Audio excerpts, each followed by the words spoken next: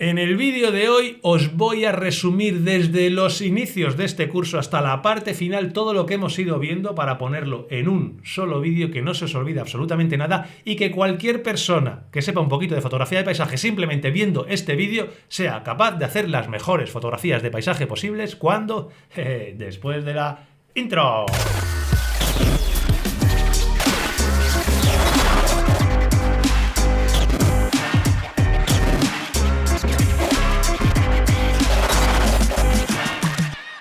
Correcto, amigos, estamos a puntito de acabar este curso de fotografía de paisaje que tanto os está gustando en YouTube, que tantísimos comentarios estáis dejando y que me estáis escribiendo también por privado, pues agradeciéndome que haya puesto de manera totalmente gratuita este curso para todos vosotros. Como sabéis, eso se puede hacer gracias a el gran patrocinador que tenemos aquí en las espaldas, que es processingraw.com, mi escuela online en la cual tenéis los mejores vídeos, los mejores cursos y cursos de este estilo de fotografía de paisaje. Tenéis cursos incluso más avanzados, tenéis fotografías paso a paso que van a venir muy bien a modo de resumen, porque vais a ver todo lo que hemos visto en este curso, lo vais a ver de manera práctica desde dentro de la cámara, cómo compongo, cómo expongo, cómo enfoco, qué material utilizo. Todo eso está en todas las fotografías que tenemos paso a paso en la sección de fotografías paso a paso de Processing Raw. Échale un ojo que te va a interesar. Y con esto dicho, os dejo ya en manos de Antonio Prado, que os va a contar en este penúltimo capítulo, número 9 del curso de fotografía de paisaje, un resumen de lo que ha sido todo este viaje del curso de fotografía de paisaje. Dentro vídeo. Hola a todos y bienvenidos a un nuevo y penúltimo capítulo de este curso de iniciación a la fotografía de paisaje, en el que hemos visto a lo largo de 8 extensos capítulos básicamente todo lo relacionado con desde la toma de la fotografía hasta el procesado final de la misma. Pero creo que para asentar los conocimientos, y me gusta mucho cada vez que yo hago un curso o cuando imparto un curso, el poder ponerlo todo en uno, ¿vale? Todo esto que hemos ido viendo a lo largo de más de 2 meses de curso, ponerlo en un solo capítulo, y creo que nos va a venir muy muy bien para ser capaces de resumir todo lo que hemos visto de la manera más ordenada y que os quede todo bastante interiorizado. Y eso es lo que voy a intentar en este capítulo, que de manera muy rápida básicamente vamos a resumir todo lo que hemos visto. Bien, empezamos el curso hablando de material. Os comenté en su momento que afortunadamente la fotografía de paisaje no es una de las disciplinas más exigentes que tenemos como en el material, como por ejemplo puede ser el deporte o como puede ser el vídeo, y que aquí con una cámara decente que nos permita evidentemente disparar en RAW y evidentemente controlar todos los parámetros de una manera manual o semi-manual por lo menos, vamos a tener más que suficientes, salvo que queramos hacer cosas muy muy específicas como por ejemplo algo de fotografía nocturna. Con una lente gran angular tampoco va a tener que ser una super lente mega ultra luminosa, porque vamos a ir disparando, como veremos en el capítulo de la exposición o como hemos visto en el capítulo de la exposición, con el punto dulce de la lente, que es f8, f11, casi cualquier lente nos va a funcionar bastante bien. Un trípode, lo mejor que podamos comprarnos pero sin perder la cabeza, y unos filtros magnéticos que tampoco cuestan muy muy caro, y vamos a tener un equipo totalmente completo para hacer fotografía de paisaje, diría yo que al más alto nivel, ¿vale? Si no queremos meternos en muchos embolados. Esto, que la fotografía no sea con el material muy exigente, no significa que no podemos gastarnos cantidades ingentes e indignas de dinero, como la mayor parte de nosotros hacemos comprándote trípodes a lo mejor de 800 euros cuando te puedes comprar el de 200 euros, lentes de 3.000 euros, de 4.000 euros, cámaras de 5.000 euros, todo eso lo tenemos, pero no es ni de lejos obligatorio y no va a marcar tanto la diferencia como sí que puede marcar en otras disciplinas, y a eso fundamentalmente me refiero con que no es muy exigente.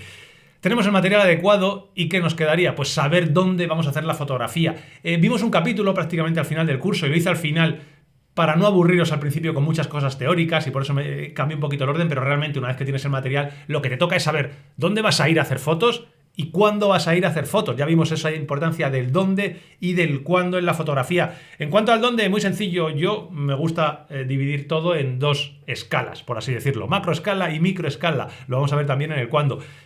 Macroescala, ¿dónde vamos a ir? ¿A qué país vamos a ir? ¿A qué región vamos a ir? Eso hay que decidirlo, y de eso va a depender básicamente a dónde quieras ir tú, qué fotografías hayas visto, dónde tengas planeadas tus vacaciones. Pues te vas a ir a Islandia o te vas a ir a Cádiz. Son 2 sitios totalmente diferentes. Una vez que tienes claro esa macroescala, por así decirlo, toca conocer la localización, la microescala. Lo más interesante, que es una vez que estás en Cádiz o estás en Islandia, es saber exactamente dónde vas a ir a hacer las fotografías.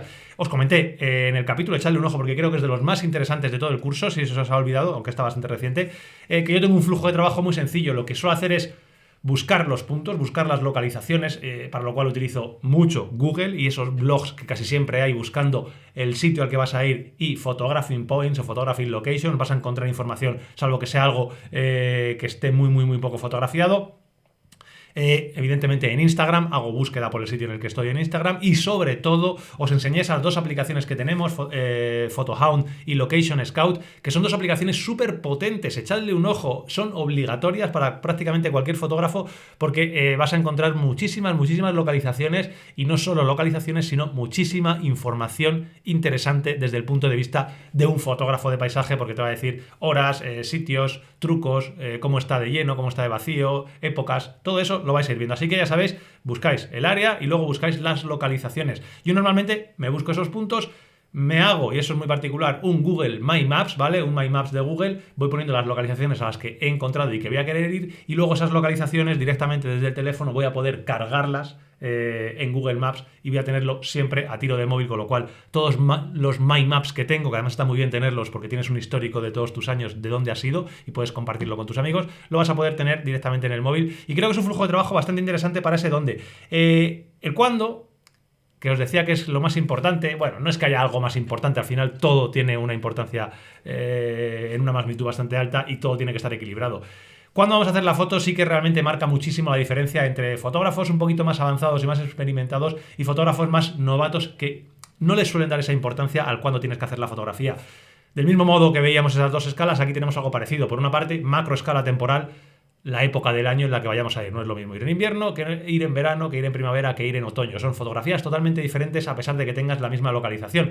Y luego lo que marca la diferencia, que es el momento del día, esa microescala temporal, que es cuándo vas a hacer la fotografía a lo largo de ese día. Ahí lo resumimos muchísimo, está bastante explicado en el capítulo. Estábamos hablando de las horas mágicas. Tenemos 3 horas mágicas, o realmente 2, pero bueno, podemos incluir la noche porque la fotografía nocturna siempre nos va a permitir hacer fotografía, vías lácteas, estrellas, siempre le da un toque, y luego las 2 realmente horas mágicas que son la hora azul y la hora dorada. En ese capítulo os comentaba cuándo empieza la hora azul, cuándo empieza la hora dorada, cuándo acaba una, cuándo empieza la otra, y todo lo que tenéis que saber, qué tipo de fotografías se hacen mejor en una hora y cuáles en otra, pero prácticamente cualquier fotografía que hagáis en hora azul o en hora dorada va a funcionar muy bien y es lo que marca la diferencia y es lo que hace que la mayor parte de fotógrafos de paisaje tengamos que madrugar tanto para estar en los amaneceres en los momentos oportunos, porque no tiene absolutamente nada que ver una fotografía hecha a las 12:30 de la tarde que una fotografía hecha a las 6:47, justamente cuando tenemos esas nubes rosadas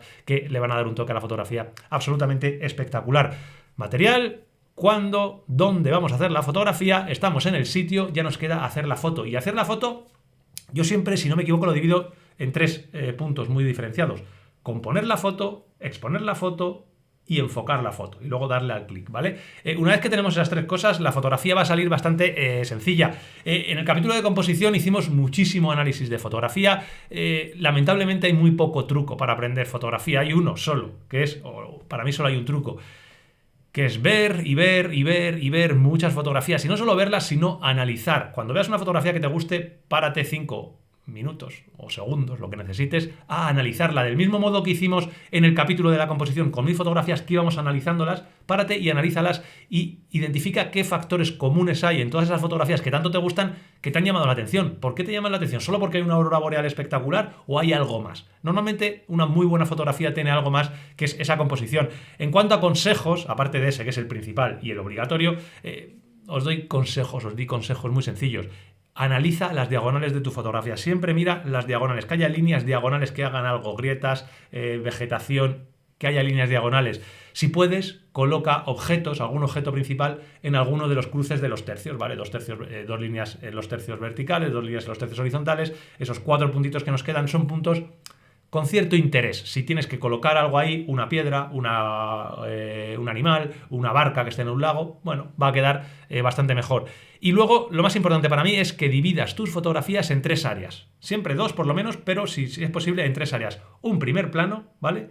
un plano intermedio y un fondo. Que no te quede tu fotografía solo con un fondo, que eso se ve muy cuando empiezas, llegas a las montañas rocosas y haces una fotografía a las montañas, que son muy bonitas, y tienes una postal sin más. Si a esas montañas rocosas le añades un plano medio y un primer plano, la fotografía va a ganar muchísimo porque entra en juego una de las grandes variables que siempre os comento, que es la lectura de la foto por parte del espectador. Esa lectura de la foto es tremendamente importante. Ser capaces nosotros a la hora de hacer una fotografía y de procesarla, porque durante el procesado vamos a poder modificar ese recorrido visual que hace el espectador en la fotografía, ser capaces de que el espectador recorra toda la imagen y esté un ratito en la foto es súper importante. Por eso yo siempre os digo, antes de hacer la foto, si tenéis tiempo, ¿vale? Y no es una cosa muy rápida, haceros estas 3 preguntas. ¿Qué hay en el primer plano de mi foto? ¿Vale? Porque muchas veces se nos olvida y es muy importante. ¿Qué es lo que hay en el primer plano? ¿Hay algo interesante? Si no lo hay, a lo mejor tienes que incluirlo. Una roca, una hoja, algo. Incluye algo en el primer plano. ¿Qué hay en el fondo? Obviamente eso no se nos suele olvidar nunca porque es básicamente lo que desde el principio consideramos la fotografía.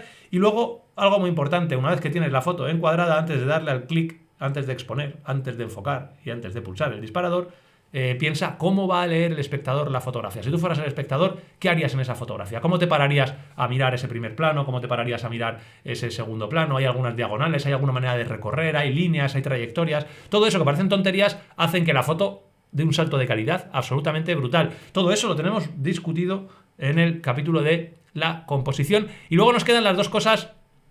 Siempre digo lo mismo, siempre voy diciendo cada cosa la más importante, no solo lo más importante, lo que os he dicho, hay que buscar el equilibrio.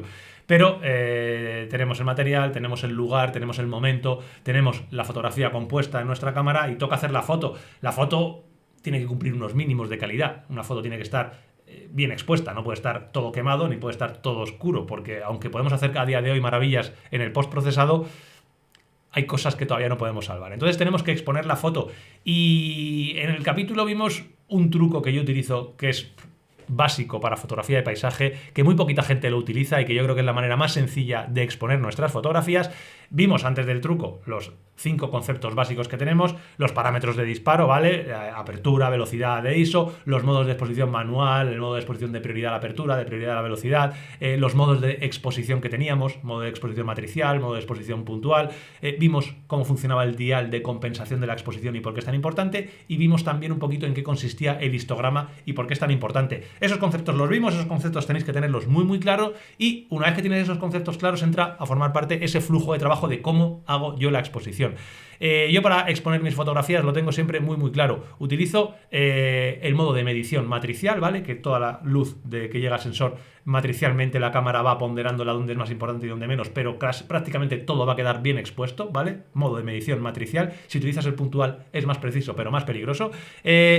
El modo de exposición lo tengo clarísimo, modo de prioridad a la apertura. Siempre no utilizo el modo manual, salvo que esté trabajando en fotografía nocturna, que también vimos un capítulo de fotografía nocturna. Escojo la apertura, escojo el ISO y la cámara va a elegir automáticamente la velocidad de obturación, sin yo preocuparme porque normalmente la cámara va a estar en un trípode. Así que de esa manera, en un segundo tengo la foto perfectamente expuesta. Si alargamos un poquito esto, realmente lo que tenemos que hacer es, una vez que has puesto ese modo de exposición de prioridad a la apertura, tú tienes que elegir esos 2 parámetros. La apertura de diafragma, que lo que vas a hacer es utilizar ese punto dulce de la lente, ¿vale? Los parámetros óptimos de disparo que yo llamo, que es el punto dulce de la lente, f8, f5.6, f11, ¿vale? f8 no te vas a equivocar. Vas a escoger el ISO que desees, que normalmente va a ser el ISO nativo menor que tenga tu cámara, mayor rango dinámico, mayor nitidez, menor ruido, y con esos 2 parámetros de máxima calidad, el tercero que nos queda es la velocidad de obturación. Como la cámara va a estar montada en un trípode, te da igual que la velocidad de obturación que mande la cámara para conseguir la exposición correcta sea de 1 partido de 1250 o que sea de 3 segundos. Te va a dar igual, porque no va a salir movida la foto. Evidentemente, si no estás haciendo la foto en trípode, tienes que controlar esa velocidad de obturación para que no te salga la fotografía trepidada, ¿vale? Si no, si la haces en trípode, olvídate de la velocidad de obturación, salvo que le quieras dar un aspecto creativo a la fotografía con unas velocidades de obturación mayores o menores. De esta manera, simplemente la fotografía va a estar bien expuesta el 99% de las veces. ¿Qué tienes que hacer? Comprobarlo mirando el histograma de la fotografía, ver que en ese histograma está toda la información posible, vas a poder ajustar de manera fina, por así decirlo, con el dial de compensación de la exposición en tercios, vas a poder ir sobreexponiendo y desplazando ese histograma a la derecha o subexponiendo y desplazando ese histograma hacia la izquierda hasta dejar la fotografía como a ti te guste. Así te va a funcionar siempre. Si por lo que sea hay una circunstancia en la que eres incapaz de que toda la información de la escena entre dentro de ese histograma, ahí nos encontramos con un problema de exceso de rango dinámico. El rango dinámico de tu escena sobrepasa el rango dinámico que tiene el sensor de tu cámara, con lo cual ahí ya solamente podemos hacer técnicas de exposición múltiple, como HDR, bracketing, etcétera. Son técnicas de exposición más avanzadas a las que vamos a tener que hacer 3 fotografías, sobreexponiendo, exponiendo normal y subexponiendo para mezclarlo todo luego en una fotografía que nos guste. Pero ya te digo que eso a día de hoy es muy complicado porque las cámaras cada vez tienen mayor rango dinámico y los archivos RAW que tenemos son absolutamente espectaculares, así que yo no recuerdo la última vez que me vi obligado a hacer un bracketing dentro de cuevas, sitios bastante raros, así que con esos trucos va a ir todo perfecto. Y ya para acabar, simplemente nos quedaría enfocar la fotografía. Enfocar es tremendamente sencillo en fotografía de paisaje, no hay que complicarse nada y si sigues estos 4 pasos que yo os he dado aquí, no vais a tener absolutamente ningún problema. Podéis leer todo lo que queráis, podéis perder muchísimo tiempo en muchos trucos raros, pero si hacéis esto, 1, pones tu cámara en modo de AFS, el AFS single, que es el que pulsas una vez el enfoque y ya no enfoca más, no el enfoque continuo, enfoque single, ¿vale? Vas a poner el área de enfoque puntual en ese, el área de enfoque más pequeño que tengas, el small en Sony, cada uno tiene su marca. Tienes varias áreas de enfoque, grandes y pequeñas, vas a elegir la más pequeña para tener la mayor precisión posible. Vas a disociar el enfoque del disparo, con lo cual vas a tener un botón, normalmente es una F-on que hay en las cámaras que se pulsa con el dedo gordo y que te va a permitir enfocar sin tener que pulsar el disparador. Eso lo que te va a poder permitir es poder enfocar donde tú quieras, reencuadrar y que cuando vuelvas a pulsar el disparador no vuelva a enfocar en el sitio en el que esté el punto de enfoque. Eso lo puedes hacer también pasando el dial del objetivo o poniendo la cámara en manual, pero claro, ya tendrías que hacer otro paso más. Como yo te digo, disociando no tienes nada más que hacer que enfocar donde tú quieras, recompones a la escena tal y como la tienes y vas a poder disparar que no se va a reenfocar. Y esa recomposición, ¿dónde vas a enfocar? Que es el cuarto punto que necesitas, directamente olvídate, calcula la hiperfocal con cualquiera de las miles de aplicaciones que tenemos en el móvil, vas a poder calcular la hiperfocal, enfocar un poquito más allá de la hiperfocal y realizar la fotografía. Yo enfoco, aumento al 100% normalmente, aumento al 100%, pulso con el dedo gordo el enfoque, confirma la cámara con un pitido y con una cruz en verde que ya se ha enfocado, vuelvo a pasar a mi imagen de modo normal, disparo y tengo la foto totalmente enfocada. Con esto tenemos la foto perfectamente compuesta, perfectamente expuesta y perfectamente enfocada. Si hemos seguido todos los pasos, veréis que esto se hace de una manera súper automática. Hacer una fotografía de paisaje realmente es plantar la cámara, buscas la composición que más te guste, expones de manera, como os he dicho, prioridad a la apertura, eliges el ISO, eliges la F, que normalmente la vas a tener siempre igual, va a estar bien expuesta, enfocas donde quieres, disparas y haces la foto. 15 segundos, tienes una fotografía de paisaje espectacular a la cual simplemente nos quedaría pasarla por el laboratorio digital y empezar a realizar el revelado en ese flujo de trabajo que os enseñé la semana pasada de 6 pasos, que es precisamente lo que vamos a hacer en el último capítulo de este curso de fotografía de paisaje la semana que viene. Nos vemos procesando las fotos. Y con esto nos quedamos a un capítulo de terminar este curso de fotografía de paisaje que nos va a quedar con 10 capítulos maravillosos.